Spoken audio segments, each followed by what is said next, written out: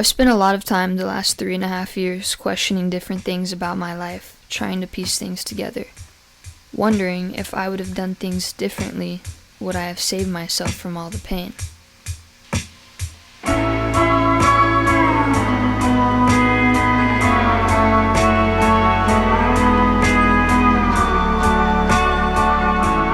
today is January 23rd, 2024.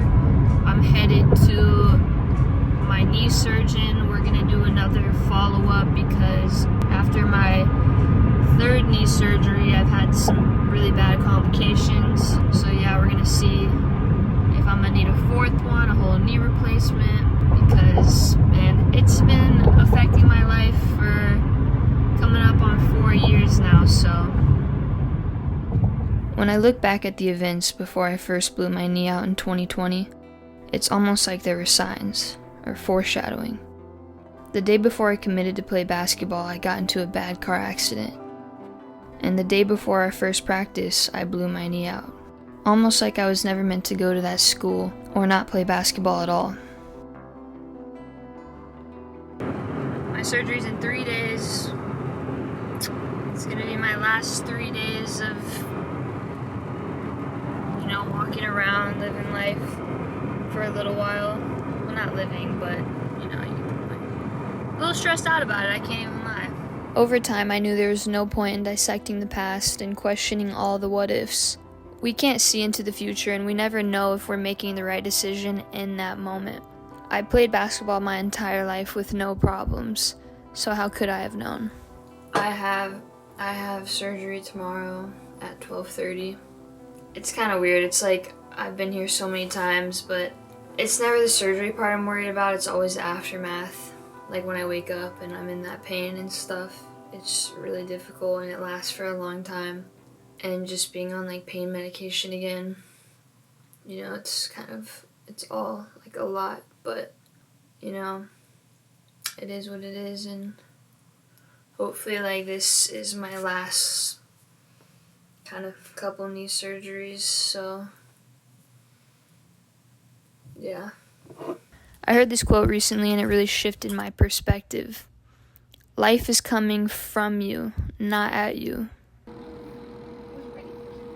Let's go. We get in this.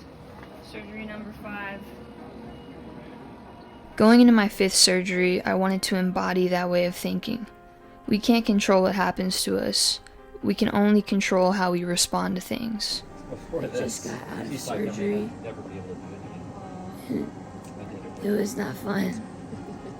I'm not enjoying myself right now. The last few years of my life, I was forced to dig deep and find strength I never even knew I had.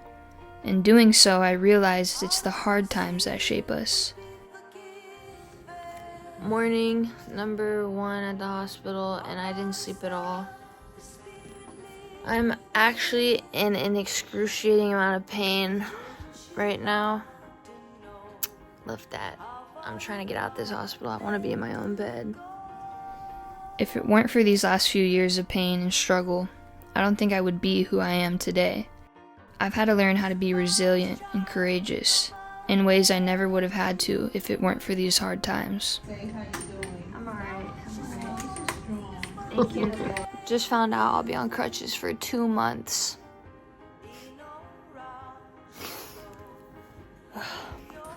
Last night was my first night here back in my apartment, and still haven't really slept. But my mom's been in and out trying to help me. And, each day it gets a little easier. The hardest surgery I've ever been through.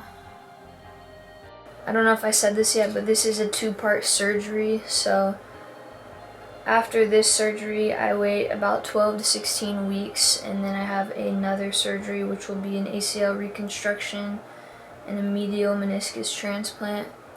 The surgery I just got done was an osteotomy and a cartilage transplant, so it was pretty invasive.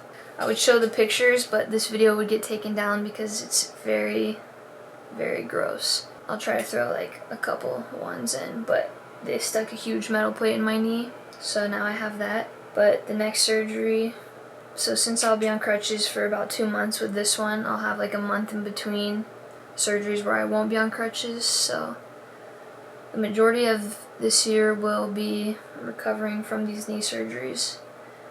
But the goal of this was to just improve my overall quality of life, because this has been something I've been dealing with for a long time. So that's the goal, and I know my future self will thank me. I have all of these devices. This one right here helps my left leg with like blood flow because I'm not using it as much. And I got this one earlier today. It helps with the movement of my right leg. It kind of moves my leg for me because I got a cartilage transplant, and moving my leg is essential in the healing process of that. So I stick my leg in here and it kind of like moves it. Day 3 post-op. My mom's on her way to pick me up. She's taking me to physical therapy. And this is the place I went to for my last surgery, so I get to be back with the same people. But it's funny because I feel like I was just there, which I kind of was. I was there in August rehabbing from my last surgery. But today I finally get to take a shower, so very excited about that because I feel disgusting. Going through these things, I have to constantly remind myself that I won't feel like this forever. Storms never last, and it's important to take each day as it comes. Because I know one day this will all be a distant memory, but it will forever be a huge part in who I am.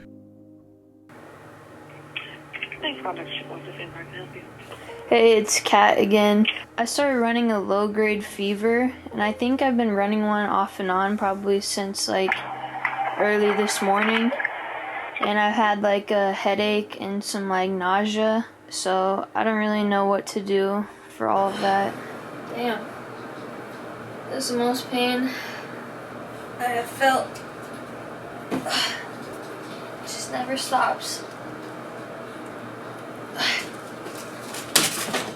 I finally took another shower, only my second one in like 8 days.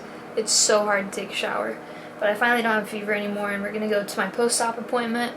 So hopefully I get to see like my scar, like they'll unwrap my leg. I'm always excited for that part. So for this surgery, I got, like I said, a cartilage transplant and the osteotomy. And the osteotomy is kind of what makes it difficult. Makes it a lot harder, a lot more painful. But for the cartilage transplant, it's like interesting because I got the cartilage from a person who was under the age of 25 who is dead.